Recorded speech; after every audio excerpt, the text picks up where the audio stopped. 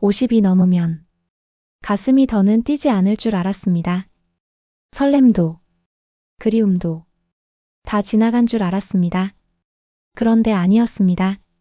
사람은 늦은 나이에도 누군가의 따뜻한 한마디에 다시 흔들릴 수 있었습니다. 제 이름은 김경호. 58입니다. 5년 전 이혼했습니다.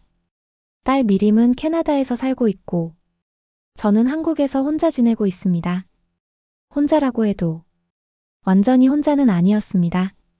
85살 아버지가 계셨기 때문입니다. 아버지는 몇 년 전부터 기억이 흐려지기 시작하셨고 결국 집에서 직접 모시게 됐습니다. 처음엔 제가 다 해보려 했습니다. 식사 챙기고 약 챙기고 씻는 것까지 도와드리며 어떻게든 버텨보려 했죠. 하지만 현실은 달랐습니다. 하루 이틀은 버틸 수 있어도 몇 달은 쉽지 않았습니다. 몸보다 더 힘든 건 집안에 쌓여가는 고요였습니다. 말이 없는 집, 웃음이 사라진 식탁, 불 꺼진 거실. 그 적막이 사람을 가장 먼저 무너뜨린다는 걸 그때 처음 알았습니다. 그래서 요양보호사 선생님을 모시게 됐습니다. 그렇게 우리 집에 오게 된 사람이 정선주 씨였습니다. 55. 남편과 사별한 뒤 혼자 살아오고 있다고 했습니다. 처음 본 날, 선주 씨는 아주 차분한 표정으로 아버지 앞에 앉았습니다. 아버님, 오늘은 기분이 어떠세요? 그 목소리가 참 부드러웠습니다. 아버지는 평소 낯선 사람을 보면 경계하셨는데 이상하게도 선주 씨 앞에서는 조용히 손을 내어주셨습니다. 그 모습을 보는 순간 이상하게 마음이 놓였습니다. 아, 이 사람이라면 괜찮겠다. 그때부터였습니다. 선주 씨는 매일 아침 집에 와 아버지 식사를 챙기고 약을 확인하고 산책을 도왔습니다. 저는 출근하는 사람처럼 정해진 시간에 식탁에 앉아 그녀가 건네는 커피를 받았습니다. 처음에는 그저 감사한 마음뿐이었습니다. 그런데 사람이란 참 이상하죠. 매일 같은 시간, 같은 공간에서 같은 사람을 보다 보면 어느 순간부터 그 사람이 없는 하루가 상상되지 않게 됩니다. 선주 씨는 말이 많은 사람은 아니었습니다. 하지만 필요한 말을 정확한 온도로 건네는 사람이었습니다. 경호 씨, 오늘은 얼굴이 많이 피곤해 보여요. 경호 씨, 식사는 제대로 하셨어요. 경호 씨, 아버님은 오늘 표정이 좋으세요. 처음엔 그런 말들이 그저 일의 일부인 줄 알았습니다. 그런데 어느 날부터 그 말 한마디가 하루를 버티게 해주더군요. 저녁이면 아버지가 주무신 뒤 우리는 거실에서 잠깐 마주 앉아 차를 마시곤 했습니다. 별 얘기는 아니었습니다. 날씨 이야기, 아버지 이야기, 반찬 이야기, 멀리 사는 자식 이야기. 그런데 그 소소한 대화가 자꾸 마음에 남았습니다. 선주 씨도 외로우세요? 어느 날 제가 조심스럽게 물었습니다. 그녀는 잠시 미소를 짓더니 작게 말했습니다. 외롭죠. 사람이 혼자 사는 게 익숙해질 뿐이지 괜찮아지는 건 아닌 것 같아요. 그 말에 제 가슴이 오래 울렸습니다. 저도 그랬거든요. 저도요. 저도 늘 괜찮은 척만 했습니다. 그날 처음으로 우리는 서로의 외로움을 정확히 바라보게 됐습니다. 며칠 뒤였습니다. 친구 강경호를 만났습니다. 우리는 어릴 때부터 친구였습니다. 이름도 같고 나이도 같아서 사람들이 늘 헷갈려 했죠. 포장마차에 마주 앉아 소주잔을 기울이는데 녀석이 절 보더니 씩 웃었습니다. 야, 김경호. 너 요즘 표정이 다르다. 뭐가 달라? 사람 생긴 게 달라졌어. 혹시 좋은 일 있냐? 저는 웃으며 넘기려 했지만 강경호는 눈치가 빨랐습니다. 설마 집에 오시는 선생님 때문이냐? 순간 손이 멈췄습니다. 그거 보니까 맞네. 야, 조심해라. 이런 뜻이 아니라 너무 늦기 전에 내 마음을 제대로 봐라. 그 말이야. 늦기 전에. 그 말이 이상하게 오래 남았습니다. 정말 그랬습니다. 58대. 누군가를 다시 좋아하게 될 줄은 생각도 못했으니까요. 하지만 마음은 생각보다 먼저 움직였습니다. 그 일이 있은 뒤 저는 선주 씨를 더 의식하게 됐습니다. 그녀가 주방에서 반찬을 담는 모습, 아버지 손을 조심스럽게 잡아들이는 모습, 창가에 서서 마른 수건을 개는 모습, 아주 평범한 장면들인데 자꾸 눈에 밝혔습니다. 그러다 어느 날 선주 씨가 허리를 살짝 짚으며 힘든 표정을 짓는 걸 봤습니다. 괜찮으세요? 아, 괜찮아요. 요즘 아버님 부축해드릴 일이 많아서요. 저는 망설이다가 말했습니다. 그러면 오늘은 제가 도울게요. 좀 쉬세요. 그녀는 미안한 듯 웃었습니다. 경호 씨가 너무 많이 도와주시면 제가 더 죄송하죠. 그 웃음이 참 따뜻했습니다. 그날 저녁, 아버지가 일찍 주무신 뒤 우리는 거실에 나란히 앉았습니다. 집안은 고요했고 탁자 위에 놓인 찻잔에서만 김이 천천히 올라오고 있었습니다. 선주 씨, 제가 하나 물어봐도 될까요? 네.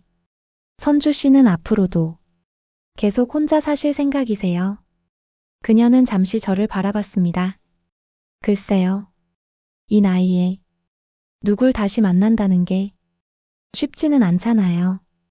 왜요? 이 나이엔 사랑하면 안 되나요? 제 말에 선주 씨가 한동안 아무 말이 없었습니다. 그리고 아주 조용히 말했습니다. 안 되는 건 아닌데 용기가 필요하죠. 저는 그날 처음으로 제 마음을 숨기지 않았습니다. 저는 선주 씨가 좋습니다. 그녀의 눈빛이 흔들렸습니다. 고맙습니다. 그 말 참 오랜만에 들어보네요. 아니요. 고맙다는 말 말고 제 마음을 조금만 진지하게 생각해 주세요. 긴 침묵 끝에 선주 씨가 말했습니다. 저도요. 경호 씨가 자꾸 마음에 남았어요. 그 한마디에 제 안에 오래 잠들어 있던 계절이 다시 움직이기 시작했습니다. 그날 이후 우리는 조심스럽게 가까워졌습니다. 갑자기 손을 잡거나 쉽게 사랑을 말하진 않았습니다. 대신 식탁에 마주 앉을 때 눈빛이 달라졌고 컵을 건넬 때 손끝이 잠깐 스치면 둘 다 아무 말 없이 웃었습니다. 그 조용한 변화가 오히려 더 진심 같았습니다. 그러던 어느 날 미림에게 연락이 왔습니다. 아빠, 나 다음 주에 한국 들어가. 순간 심장이 내려앉았습니다.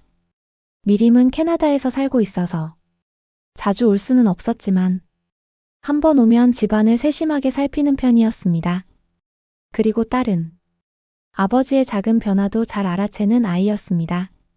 선주 씨에게 그 이야기를 하자 그녀의 표정도 무거워졌습니다. 괜찮을까요? 모르겠어요. 하지만 숨길 수만은 없겠죠. 일주일 뒤 미림이 한국에 왔습니다. 오랜만에 본 딸은 반가웠지만 어딘가 예민해 보였습니다. 안녕하세요. 정선주입니다. 선주 씨가 공손히 인사하자 미림도 예의 있게 인사했습니다. 하지만 그 눈빛은 편하지 않아 보였습니다. 이틀쯤 지났을까요? 미림이 제 방으로 들어왔습니다. 아빠, 솔직히 말해줘. 왜 그러니? 아빠랑 선생님, 그냥 일하는 사이 아니지. 순간 말문이 막혔습니다.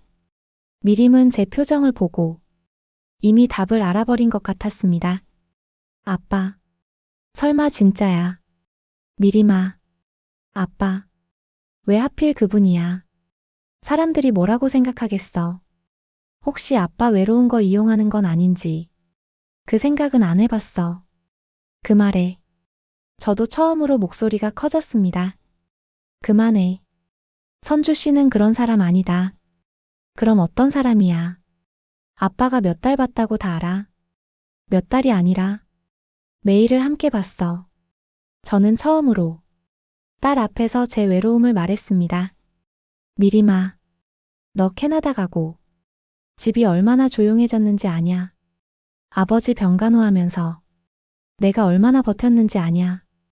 그런데 선주 씨가 오고 나서 처음으로 사람 사는 집 같아졌어. 미림의 눈빛이 흔들렸습니다. 그래도 난 걱정돼. 안다. 네가 걱정하는 거 안다. 하지만 아빠도 사람이다. 나도 누군가가 필요해. 그때 방문 밖에서 인기척이 느껴졌습니다. 선주 씨였습니다. 그녀는 모든 말을 들은 듯 조용히 고개를 숙였습니다. 죄송해요. 제가 그만두겠습니다. 안 됩니다. 제가 바로 붙잡았지만 선주 씨는 고개를 저었습니다. 가족이 불편하면 제가 있으면 안 되죠. 그날 밤 선주 씨는 짐을 정리해 떠났습니다. 현관문이 닫히는 소리가 그렇게 크게 들린 적은 처음이었습니다. 집은 다시 이전의 고요로 돌아갔습니다. 아버지는 자꾸 선주 씨를 찾으셨고 저도 아무것도 할 수 없었습니다. 밥을 먹어도 맛이 없고 TV를 틀어도 귀에 들어오지 않았습니다. 며칠 뒤 미림이 제게 다가왔습니다. 아빠, 정말 그렇게 많이 좋아해. 저는 망설이지 않았습니다. 응, 많이 좋아한다. 행복했어. 미림은 한참 말이 없더니 작게 물었습니다. 아빠, 외로웠어. 그 질문에 저는 웃지도 못하고 대답했습니다. 많이 외로웠다. 미림은 결국 울었습니다. 미안해. 나는 그냥 아빠가 상처받을까봐 겁났어. 괜찮다. 아니, 안 괜찮아. 내가 너무 내 입장에서만 봤어. 그리고 미림은 제가 예상하지 못한 말을 했습니다. 그분 다시 모셔와. 아빠가 행복한 게 더 중요해. 저는 한동안 말을 잇지 못했습니다. 그리고 바로 선주 씨에게 연락했습니다. 몇 번의 신호음 끝에 익숙한 목소리가 들렸습니다. 여보세요. 선주 씨. 저 김경호입니다. 네. 잠깐만 만나주실 수 있을까요? 그날 우리는 동네 작은 카페에서 만났습니다. 선주 씨는 여전히 단정했고 조용했지만 얼굴에는 지친 기색이 있었습니다. 제가 먼저 말했습니다. 죄송합니다. 지켜드리지 못해서. 아니에요. 경호 씨 잘못 아니에요. 아닙니다. 제가 너무 늦었어요. 제 마음도, 제 책임도 더 빨리 분명히 했어야 했어요. 선주 씨의 눈가가 붉어졌습니다. 미림이 이해해줬어요. 다시 오시라고 했습니다. 정말요? 네. 그리고 저도 더는 숨기고 싶지 않습니다. 선주 씨, 돌아와 주세요. 선주 씨는 끝내 눈물을 보였습니다. 저도 많이 그리웠어요. 그 말 한마디면 충분했습니다. 며칠 뒤, 선주 씨는 다시 우리 집에 왔습니다. 이번엔 전과는 달랐습니다.